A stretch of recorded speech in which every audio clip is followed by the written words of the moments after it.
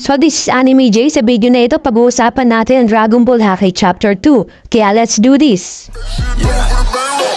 Payroll, steady peso, everybody on the payroll, under control. Every 20 minutes change clothes, shot my boy post. Only do shit when I say go, we can say so. Run up in the scene in my tight jean shorts, looking like a pimp, but I got one hoe. Can you shout me out? And I said hell no, never switching up, only switch up.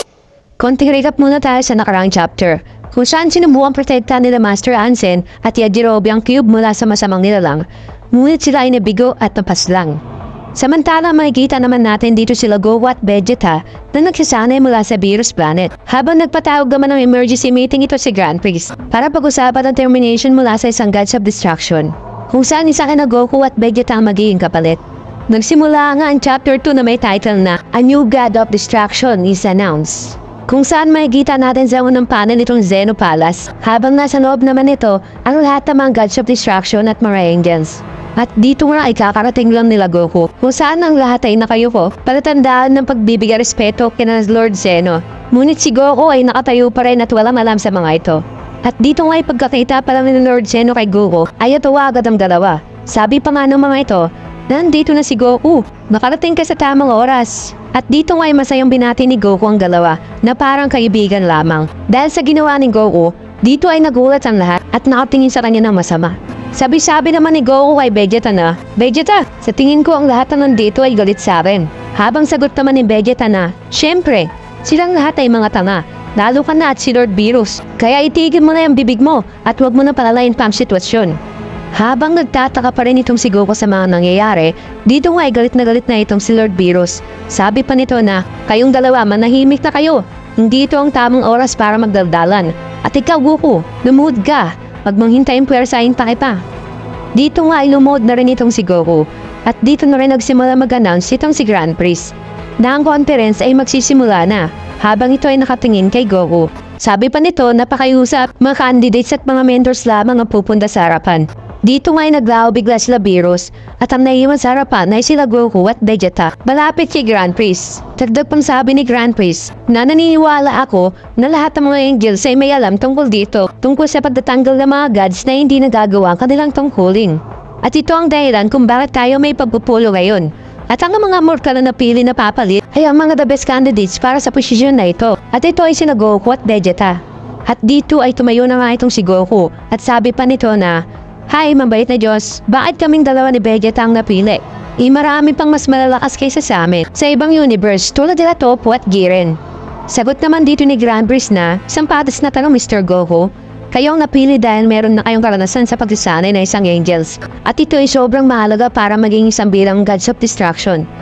At tungkol naman sa lakas ni Mr. Jiren, siya ay wala pang kasanayan ng pagtuturo ng isang Gods o Angel. At tungkol naman kay Mr. Toppo, ito ay naghahanda ng palitan sa pwesto ang kanilang Gods of Destruction na si Lord Belmod. Dito nga ay napakamot na lang itong si Goku sa kanya mga narinig.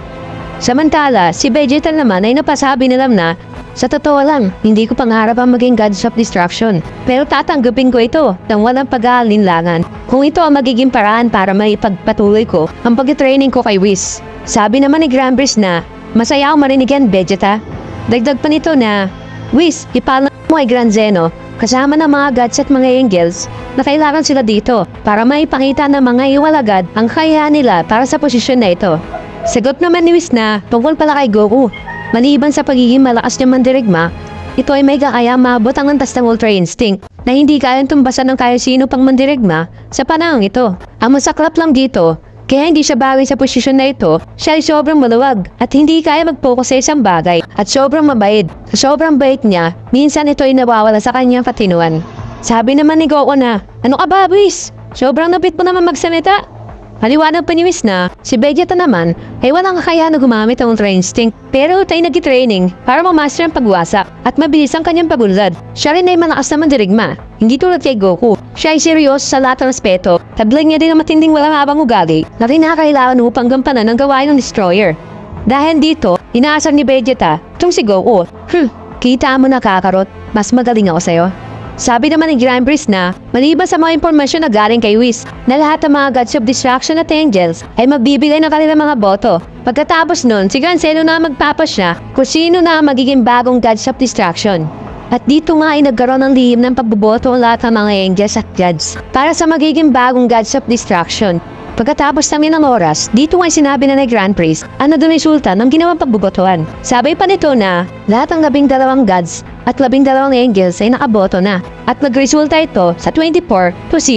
At ang bagong gods of destruction walang iba kundi si Vegeta.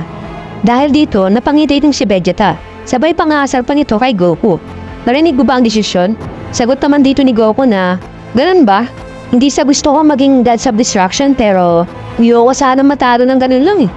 Dito nga ay sinabi na ni Grand Priest kita Gran Zeno ang nagresulta ng botohan. Sabi nito na, Gran Zeno, nagpasya na po ang lahat ng gods at angels maliban mga kay Whis na mentor ng mga ito na ang bagong gods of destruction ay si Mr. Vegeta. Dito nga ay nagulat ang dalawang Gran Zeno at sinabi ng mga ito na, hindi pwede, pinihin natin si Goku. Sabi pa ng isang Gran Zeno na, oo, pinihin natin si Goku. Dahil nga dito, napanganga at naglakihan ang mga mata ng lahat at hindi makapaniwala sa sinabi ng dalawang Gran Zeno. Sagot naman dito ni Goku na, pero magiging isang lamang ako mabait na gods of destruction. Hindi ko kayang bumatay ng mga tao o manira ng kahit anong bagay. Sagot naman ni Grand Priest na, ang titulo na pagiging gods of destruction ay hindi lamang tungkol sa pagwasak. Malalaman mo rin ito balang araw. Habang dito nga, napasabi naman sa isipan nitong si Vegeta na hindi ito makatwiran. Ano bang meron kay Kakarot na wala ko? Kaya lang siyang napili dahil siya ay kaibigan ng Lord Zeno. Sagot naman dito ni Beerus na, humalaga pa sa iyong lahi mo, Saiyan. Huwag mo na subukan ituloy ang sasabihin mo. Dito nga ay napaligon na lang itong si Vegeta. Sabi-sabi naman ni Goku na, sa tingin ko wala na akong pagpipilian pa. Saang universe naman ako ipapadala. Sabi naman ni Grand Priest na, ito naman na magdadala sa atin para sa susunod na punto na natin pagpupulong ngayon. Dahil sa 12 gods of destruction, 4 lang dito ang nakagawa ng maayos sa kanilang trabaho. At ito sila, Jin ng Universe 12, Dikgur ng Universe 8, Arak ng Universe 5, Iwan ng Universe 1. Dagdag pa nito na, dahil dito, ang mga gods ay sapat ng sabihin na nagpabaya sa kanilang mga tungkulin. Dahil dito, ang 8 universe na ito ay nagdusa ng matinding pagkakagulo. At ang ilan ay sumukoy pa sa banal na batas at kumikilos sa kanila pang sarili, walang paintulot. Dito nga ay nagulat ang lahat ng mga gods of destruction sa kanilang narinig. Maliwanag pa ni Grand Priest na pagkatapos ng mahabang panahon, napagpasyanan ng mga Diyos sa taas na ang mapapatalsik sa kanyang pesto, walang iba kundi ang Diyos ng Universe 6 na si Champa. At dito nga ay wala na nagawa ito si Champa sa desisyon na binigay para sa kanya, kundi tanggapin na lang ito. Habang ang iba pang mga gods of destruction kasama si Beerus ay natahimik na lang sa kanilang mga narinig. At dito nga yung tinawag ni Grand Priest, itong si Lord Champa at si Kaishin Puwa na pumunta ang mga ito sa harapan.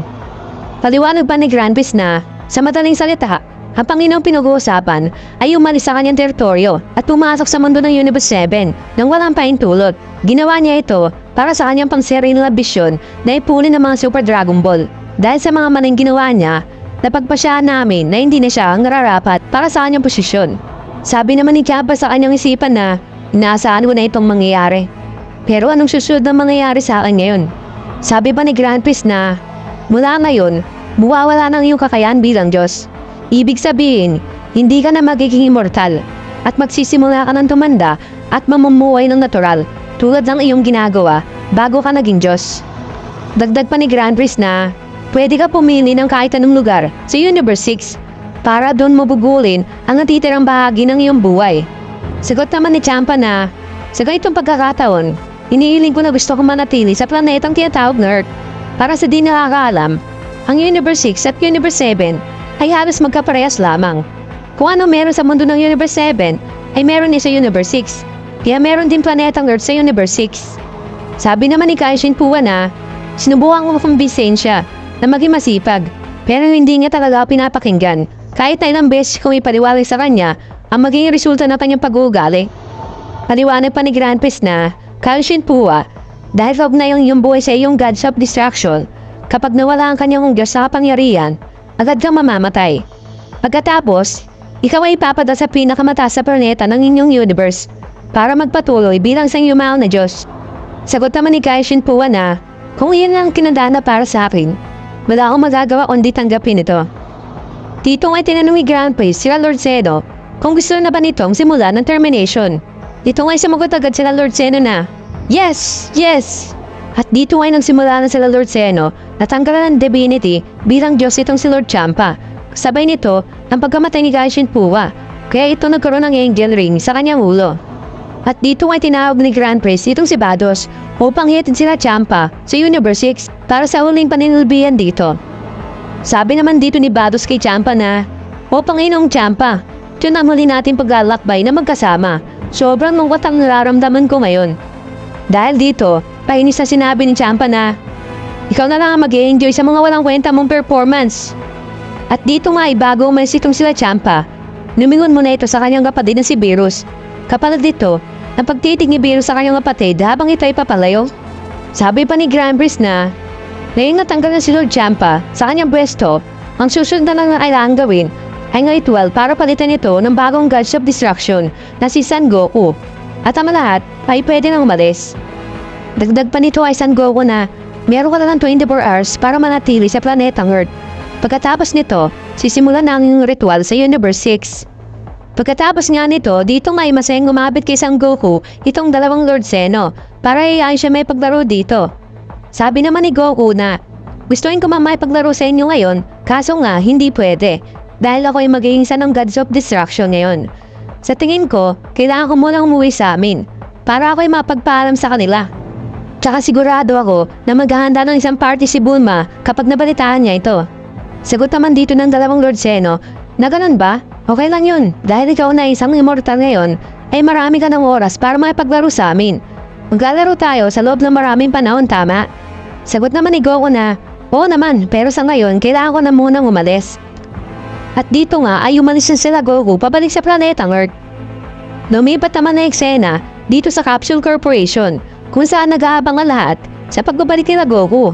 Sa pagdating nga nila dito, ay nagulat ito dahil nandito pala ang kanyang pamilya na nag-aabang sa kanila.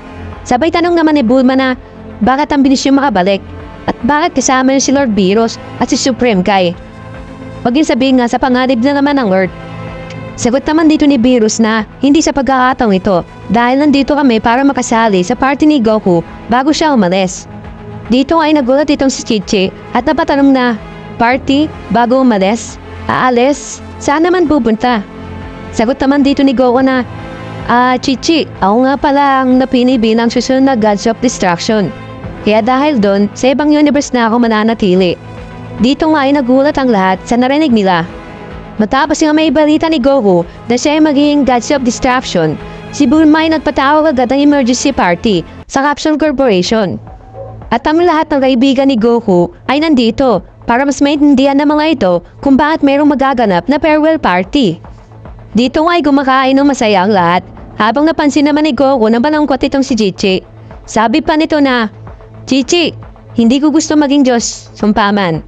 Tsaka si Vegeta ang kanilang pinili. Pero dahil sa pangangailangan ng dalawang Lord Zeno, ako yung napili." Dito nga ay galit namang sumagot si Bulma. At sabi nito na, "Hindi ka man lang tumanggi? Nasisiraan ka na ba ng isip?" Sagot naman dito ni Goku na, "Sa tingin ko, hindi uubra yan, Bulma. Kung ako man ay tumanggi, hindi ko na alam kung anong mangyayari sa ating mundo." At dito nga ay sumagot itong si Chichi na, "At least ngayon meron ng trabaho si Goku. Trabahong bagay sa kanya. At sa tingin ko din, mas gusto niya yung ganitong trabaho kaysa sa pagtatrabaho sa bukid." Sabi naman dito ni Gohan na, "Masaya ako na tinanggap mo ito, Mama. Pero hindi ko alam kung magiging sanayan ba ako dito. Ang trabaho ng pagiging Gods of Destruction ay sobrang matindi. Hindi ko alam kung kaya ba itong gawin ni Papa ng maayos." Sabi naman dito ni Beerus na, "Sangayon ako dyan, dahil si Goku ay bobo pagdating sa trabaho. Mas mabuti na lang siguro si Vegeta na lang ang pinili. Pero dahil ito ang gusto ng Lord Zeno, wala tayong ibang paraan para kontrahin ito." Sabi naman dito ni Trunks na, "Ibig sabihin natalo ka na naman pala Papa kay Tito Goku?" Dahil dito pasigaw naman sagot ni Vegeta na, "Hindi pa ako natatalo ng kahit sino. Gusto mo bang mag-grounded sa bahay, bata ka?" Dito naman ay nagtanong itong si Bulma kay Goku. Seryosong tanong Goku, "Sa tingin mo ba kaya mong manira ng mga planeta at pumatay ng maraming tao?" Sagot naman dito ni Goku na, "Oo, alam ko. Pero sabi naman ni Grand Priest na pagiging Gods of Destruction ay marami pang ibang trabaho maliban sa pagsisira ng mga bagay.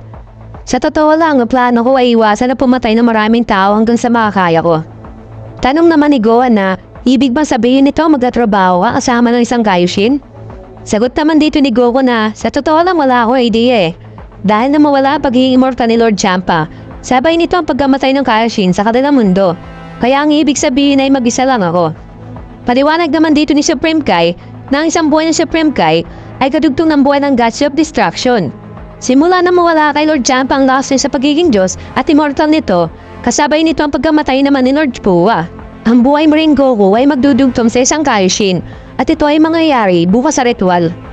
Tanong naman dito ni Goku na paano ba talaga napipili ang isang Supreme Kai? Sagot naman ni Kaioshin na merong ibang paraan para gawin ito, pero sa pagkakataong ito, sa tingin ko may kinalaman dito ang Kaiju 3 ng Universe 6. Maaaring meron nitong panibagong bunga na tinatawag na Golden Fruit. Maaaring sa ito sa dahilan kung bakit kayo nila piniling palitan ang Gods of Destruction ng Universe 6. Tanong naman ni Vegeta na ano naman ang Kaiju 3 na sinasabi mo? Paliwanag naman ni Kaioshin na ang Kaioshin at Kaio ay parte ng Shingen race. Lahat kami ay pinanganak sa mga pangyariang Kaiju 3. Ang normal na bunga nito ay nagbibigay buhay sa lahat ng Kaio. At ang bunga naman tinatawag na Golden Fruit ay nagbibigay naman ng buhay sa mga Kaioshin na tulad ko. Which is bihira lang mangyari. At sa tingin ko din nagbunga ng panibagong Golden Fruit ang Kaiju 3 ng Universe 6. Kaya sila nagpalit ng panibagong Gods of Destruction. Sabi naman ni Trunks, ang ibig sabihin, kayo ay mga mansanas? Ang weird naman nun. Sagot naman dito ni Whis, sabihin na natin ito sa madaling salita. Paano nga ba nabubuo ang mga tao? Dito nga ay nagtanong itong si Goten sa kanyang mama. Mama, paano ba ako nabuo? Dito nga ay pasigol na sinabi ni Kichi na, Whis, huwag mo naman sabihin yan sa harapan ng mga bata. Dito nga ay napatawang sinabi ni Whis na, sorry Miss Kichi. Tanong naman dito ni Goku na, teka, kung kayo ay tumubo bilang isang mansanas, ano naman ang mangyayari sa tumubong na bulok? Sagot naman dito ni Kaioshin, kung ang normal na bungay na bulok at pinanganak ito ay tatawagin mataw. At kung ang gintong bunga naman ang nabulok at pinanganak ito ay naman tatawagin Mataoshin. At parehas na mga ito ay mapupunta sa tinatawag na Demon Realm. Sa totoo lang nakatagpo na kayo ng Mataoshin dati. Naalala mo pa ba si Dabura? Siya at ako ay nasa dalawang panig lamang ng parehong barya. Dito nga ay nagulat sila Goku sa kanilang mga narinig. Sagot naman dito ni Beerus, ito ay magandang party. Ngunit oras na para umalis. Goku, tara na. Habang makikita nga natin dito sila Goku na nag-aanda sa kanilang pag-alis. Habang dito ay napatanong ito si Chichi kung pwede bang bumisita si Goku sa kanila. Sagot naman dito ni Whis, hanggang hindi pa makuha ni Mr. Goku ang basic na kaalaman sa kanyang bagong trabaho at universe niya at hindi pa niya masyado magets ang mga bagong kapangyarihan niya, baka hindi pa siya makabalik dito. Pero hindi dapat magtagal ng sobrang haba kasi masyadong stricto ang ating kapatid pagdating sa training. Kaya feeling ko, hindi malayo makakabalik agad si Mr. Goku para makita ulit kayong lahat. Siyempre mangyayari lang yun kung hindi tututol si Lord Beerus. Tanong naman dito ni Goldings na, Papa, sa tingin mo ba pwede akong sumama sa'yo? Para mas makapag-training naman ako. Sagot naman dito ni Whis, sa kasamang pala, dito ay hindi pwede. Dahil sa hindi pwede magtagal ang mga mortal sa ibang universe. Pero dahil minsan sa sobrang kakaiba ng mga sitwasyon, merong pagkakataon na pinapayagan nito dati. Sagot naman ni Goku, ganito, gumawa tayo ng kasunduan. Sa pagbalik ko, gusto ko mas malakas ka na kaysa sa ngayon. Para sabay tayo makapag-training, okay ba yon? Sagot naman ni Goldings na, okay Papa, pangako sa susunod natin pagkikita, mas magiging malakas na ako. Sabi naman ni Goku, Gohan, ikaw nang bahala sa mama mo hanggang sa makabalik ako. Sagot naman ni Gohan, walang problema Papa. At dito nga ay nagpapaalam si Goku sa kanyang mga kaibigan. At isa nandito si Krillin na sinabi pa kay Goku na, good luck aking kaibigan, wag mong kalimutan kung ano ibig sabihin ng pagiging tagalupa. Dagdag pang sabi ni Master Bute na, ipakita mo sa mga Diyos ang lakas ng Turtle School.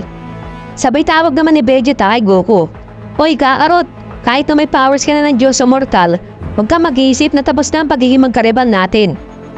Pangiti na mo sumagot ito si Goku. Oo naman Vegeta. At dito nga ay umalis na sila Goku kasama sila Beerus at Whis. Habang pangiti naman pinagmamasdan nito nila Vegeta at Bulma.